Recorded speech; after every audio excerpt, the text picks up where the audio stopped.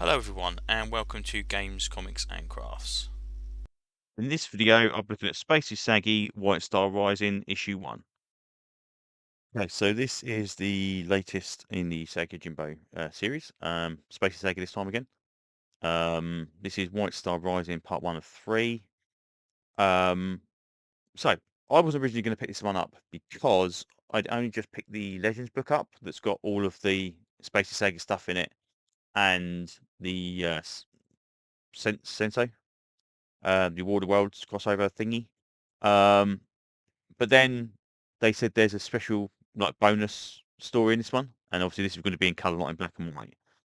So I thought, well, okay, it's 3 issues, we'll give it a shot. I mean, and yeah, from a collector's point of view, I've had Sagi for years. I'm only missing so many issues of it, and but this one didn't quite grab me as much as the other Space Sagi stuff. I don't quite know why.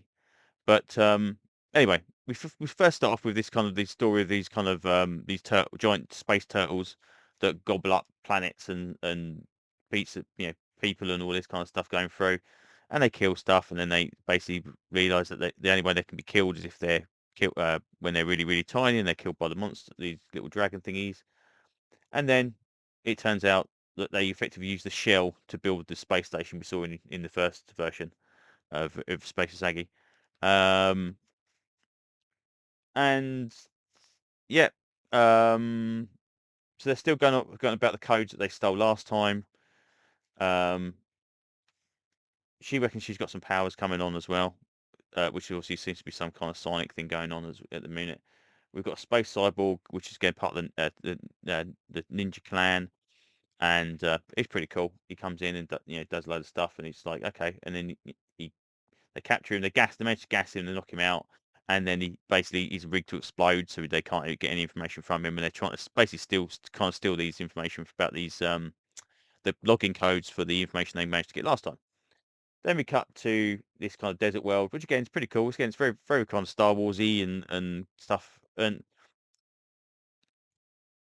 it's not so bad. The trouble is with this one is not trouble, but the thing about this one is all the original Space Sega stuff was just like the animals in space. Now we're getting kind of more alien-like creatures in space.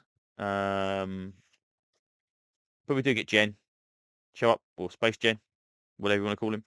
Um, but I get a bit confused about this one because they're gonna fight this monster. Saki kind of rescues him, and they kind of give a little bit of a kind of like a thanks very much, and then they have another argument where he cuts off his horn, and then they cut together again, and kind of like, I don't know if that's a flashback or okay, that's a flashback.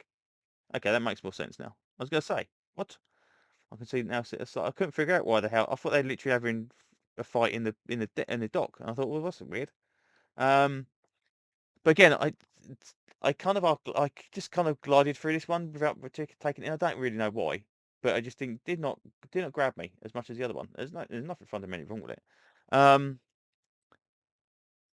anyway, Jen's there. We've got a um robot lizard chap, and it's like, okay, Jen's not going to go. It's like, oh well, we'll pay you. So okay, how much do we go? So we're going into kind of like this kind of Star Warsy bounty hunter, Han Solo-y kind of situation. We've got a robot, we've got a samurai. It's pretty cool. It's a nice little kind of story trope that's being used here. Um, but then we come to the bonus, um, which I have to say I was a little disappointed about. So you know, Sega Jimbo traditionally has been, mostly about, okay, yeah, it's got anthropomorphized animals in it, but it's a story about, honor, and you learn history stuff in there. You learn stuff about, Japanese history. You learn some odd Japanese words here and there. Stuff about kind of like ninja clans, and there's all that, always some kind of like um, it's written with great knowledge of the actual kind of real world period and just kind of extrapolated to be Sega Jimbo. It's brilliant. So obviously with this, you've obviously got much more free reign with a space setting. You can do what you want to, and obviously they're riffing on Star Wars and a few other bits and bobs as well. Um, this story doesn't have much gravitas in respect to, at least to the first beginning of it. So she's flying around. Akemi's flying around in this little spaceship. She lands on this planet, and there's some monsters there. Which again, this is again we're getting into the non-alien, the non-animal part of it. We're seeing these kind of weird aliens, and she hears this noise going on, and it turns out we've got farting hamster aliens that eat these beans, and the more they eat the beans, the more they fart, and that's it. That's the story. At least that's the issue one part of the story. And she's like, "Oh, that's really cool. Oh, they're so cute and cuddly, and they're all smiley and happy and all this kind of stuff." And then a big spaceship shows up at the end. That's it. Um, so judging by my collectability need, and obviously I've already got access to the original footage, original storyline. Which, admittedly enough, I haven't read it all because I read Legend stuff. I'm well beyond my Usagi Jimbo stuff that I hadn't actually read up on. Um, $5 for a story about a farting hamster. Don't really cut it with me, so I'm a bit annoyed about it.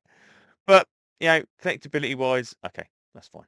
Anyway, that's pretty much all I can say about Usagi. I'd say I'd give this a I don't know, a 3 out of 5. Even at its worst, Usagi Jimbo still above average. So yeah, so there you go. Anyway, I'll stop rambling now about this. Hopefully I will see you on another video very, very soon. Thanks very much. Bye bye.